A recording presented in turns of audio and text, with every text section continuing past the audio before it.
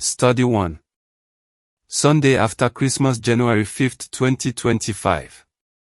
Theme: The reign of God, children and the kingdom of God. SUB theme: Concept of child, 1. Topic: The universal perspectives of a child. Text: Genesis 16 verse 11. The angel of the Lord also said to her, "You are now pregnant and you will give birth to a son. You shall name him Ishmael, for the Lord has heard of your misery."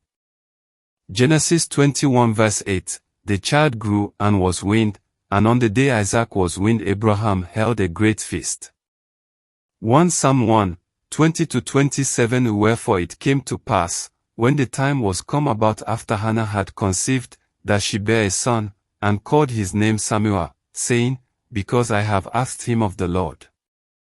21 And the man Elkanah, and all his house, went up to offer unto the Lord the yearly sacrifice, and his vow. 22 But Hannah went not up, for she said unto her husband, I will not go up until the child be weaned, and then I will bring him, that he may appear before the Lord, and there abide forever. 23 And Elkanah her husband said unto her, Do what seemeth thee good, tarry until thou have weaned him, only the Lord establish his word. So the woman abode, and gave her son suck until she weaned him. 24 And when she had weaned him, she took him up with her, with 3 bullocks, and 1 ephah of flour, and a bottle of wine, and brought him unto the house of the Lord in Shiloh, and the child was young. 25 And they slew a bullock, and brought the child to Eli. 26 And she said, O my Lord, as thy soul liveth, my Lord, I am the woman that stood by thee here, praying unto the Lord. 27 For this child I prayed, and the Lord hath given me my petition which I asked of him. Aims: To explain the universal concept of a child. 2. To discuss the importance of accepting the gospel like a child. 3. To discuss the positive attributes of a child that Christians need to emulate. Introduction. In the biological science, a child is defined as a person between birth and puberty. Whereas, in legal parlance, the term child refers to anyone below the age of majority, which is 18 years in most nations. This definition is upheld by UNICEF. Biblically, child and children are mentioned in over 1,500 times in the Bible, KJV, and the word always refers to the baby in the womb or to a person between the weaning ages to puberty. In our text, Jesus shows his displeasure at his disciples who rebuke the children from coming to him, and he affirms that his kingdom belongs to them and those who can receive the gospel like a little child.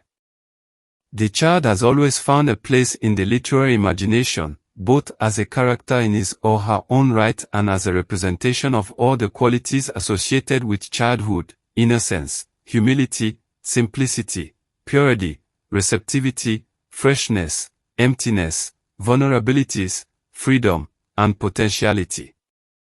This study should quicken us to display the positive attributes of a child in our daily living. Study Guide. 1. From the study today, analyze the universal and biblical perspectives of a child. Gen 16:11, 21:8. Answer: The universal perspective of a child is anyone below the age of majority or maturity. And biblically it means baby in the womb or to a person between the weaning ages to puberty. As seen in the verses where we read, Ishmael and Isaac were all referred as children. The first was still in the womb while Isaac was still being breastfed by his mother Sarah. A child is that one who can't care or reason for him or herself. Most responsibilities are taken by the parents on behalf of the child, as seen in the case of Samuel. 2. According to our text and biblical passages, what are the basic rights of a child? 1 Psalm 1:22-24 Prov 22:6. Answer: The basic right of a child is proper care. The mother of Samuel skipped the family Shiloh outing because her child was not weaned. She needed to stay behind to give him proper care and nurture. So, I will say here that every child needs proper care and nurture, especially in the area of feeding. 3. With reference to Mark 10 verse 15, explain what it means to accept the gospel like a child. 4. Discuss some of the ways Christians can emulate the positive attributes of a child to advance the kingdom of God. Matt 18:1-5. Conclusion. The child signifies the goal of human development and also represents that stage of life in which the old person, transformed, acquires a new simplicity. As children grow, mature, and develop a sense of devotion to their parents, so are Christians expected to grow unto maturity in their walk with God and be devoted unto Him. Food for thought, you must become as little children in your walk with God. Memory verse, Mark 10 verse 15. Verily I say unto you, whosoever shall not receive the kingdom of God as a little child, he shall not enter therein.